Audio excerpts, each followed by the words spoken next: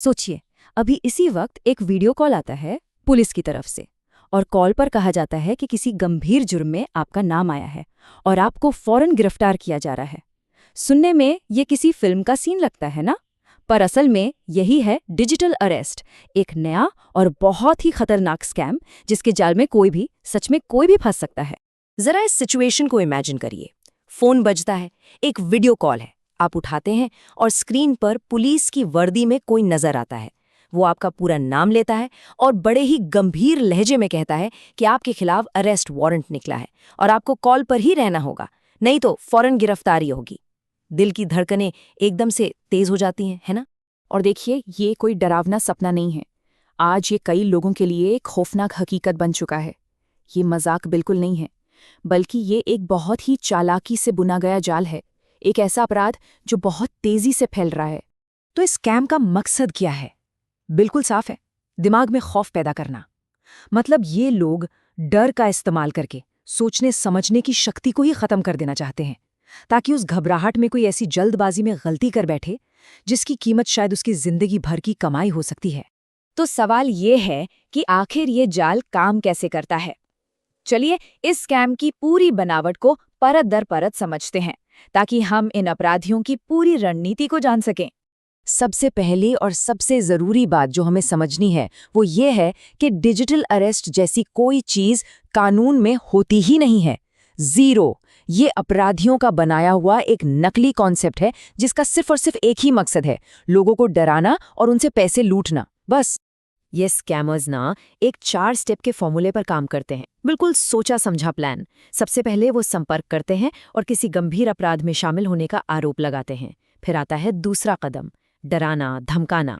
इसके लिए वो नकली वर्दी, नकली आईडी, नकली वारंट सब कुछ इस्तेमाल करते हैं। तीसरा और शायद सबसे खतरनाक कदम है आइसोलेशन। मतलब वो लगातार वीडियो कॉल पर बने रहने के लिए मजबूर करते हैं ताकि कोई किसी से मदद न मांग सके। और फिर आता है आखिरी कदम, पैसों की मांग। मामला रफा दफा करने के नाम पर तुरंत पैसे ट्रांसफर करने का दबाव बनाया जाता है। और अपने इस धोखे को असली दिखाने के लिए ये अपराधी किसी का भी नाम ले सकते हैं, कभी पुलिस बनकर, कभी सीबीआई, तो कभी कस्टम विभाग, यहाँ तक कि ट्राई यानी telecom regulatory authority of India का भी नाम लेते हैं। मतलब वो किसी भी सरकारी संस्था का मुखौटा पहन सकते हैं ताकि उन पर आसानी से भरोसा किया जा सके। लेकिन एक सवाल उठता है, अगर ये सुनने में इतना सीधा साधा स्कैम लगता है तो फिर इतने सारे लोग इसका शिकार हो क्यों रहे हैं? इसका जवाब छिपा है इंसानी मनोविज्ञान में। ये असल में एक दिमागी जाल है। देखिए, एक बहुत जरूरी बात समझनी होगी।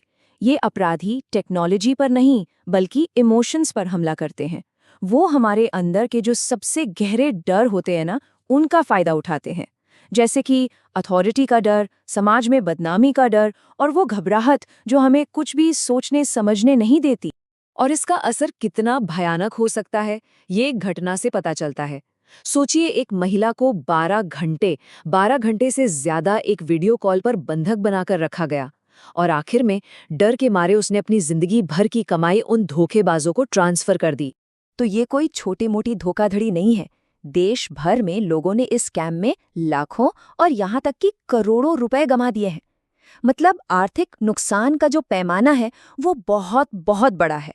तो चलिए अब सबसे जरूरी हिस्से पर आते हैं कि इससे अपना बचाव कैसे करें। अगर ऐसा कोई कॉल आ जाए तो ठीक उस वक्त करना क्या चाहिए?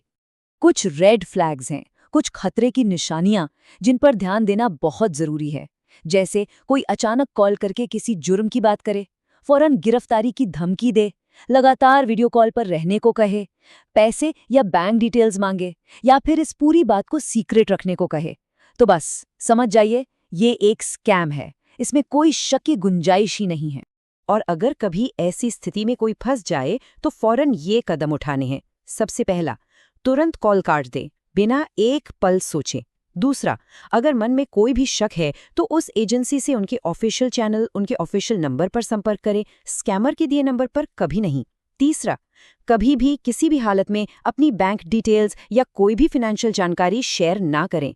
चौथा, उस आइसोलेशन के जाल को तोड़ें, अपने परिवार या दोस्तों को फौरन इस बारे में बताएं। और पांचवा, cybercrime.gov.in पर जाकर इसकी शिकायत जरूर दर्ज कराएं।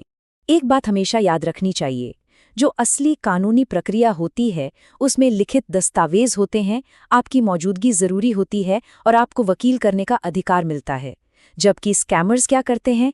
सिर्फ वीडियो कॉल, धमकी, अकेलेपन का फायदा उठाना और पैसे की मांग। दोनों में जमीन आसमान का फर्क है। देखिए, खुद को बचाना तो जरूरी है ही, लेकिन हमारी सबसे बड़ी ताकत बनती है हमारी कम्युनिटी अवेयरनेस। मतलब इस जानकारी को फैलाना ही हमारा सबसे मजबूत बचाव है। ये समझना बहुत जरूरी है कि ये कोई मामूली चाल नहीं है।